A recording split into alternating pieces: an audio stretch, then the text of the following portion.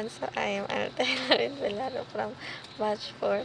So, yung topic po natin today ay ano ang contribution mo sa kaharian ng Diyos or millennium.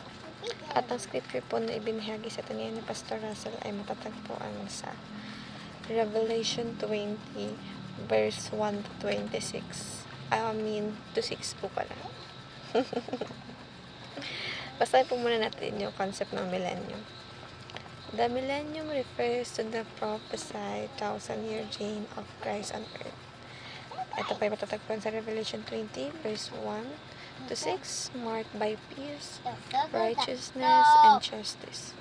During this time, Christ rules as king, and his victory over sin and evil becomes clear. It is a season that reflects the fulfillment of God's promises and the unfolding triumph of His kingdom in the world.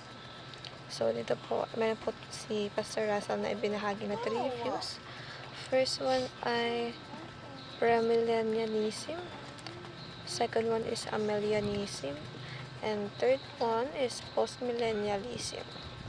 So, dito po, ibinahagi ni Pastor Russell yung mga iba't ibang bahagi ng concept ng millennium.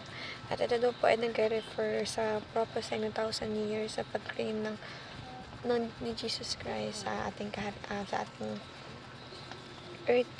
So, meaning to say po, ito po, during this time po, si Christ or si Jesus Christ na yung nag-rule as a king, parang siya na yung namuno, siya na yung naging susundan ng mga tao upang mas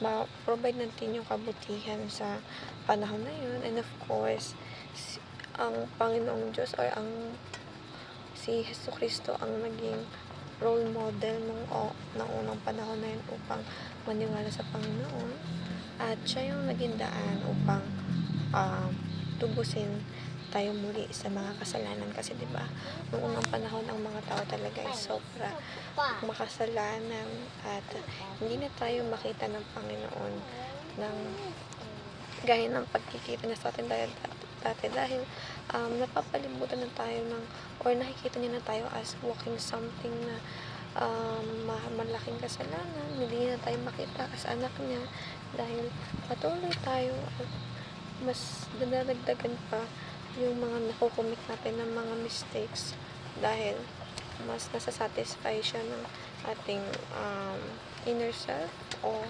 dahil na rin sa temptation, lalo na ngayon sa makamundong mga gawain na mas nagagawa natin yung mga bagay na hindi kalulugod ng Panginoon dahil ayun yung bagay na parang ikaka-satisfy naman ng ating inner self, which is mali.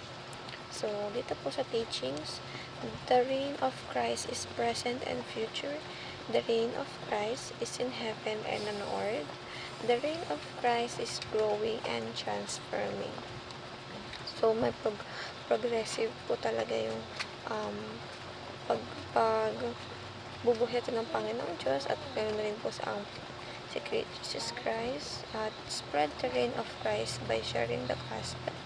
Submit all aspects of life under Christ's reign and seek first the kingdom of God and His reign.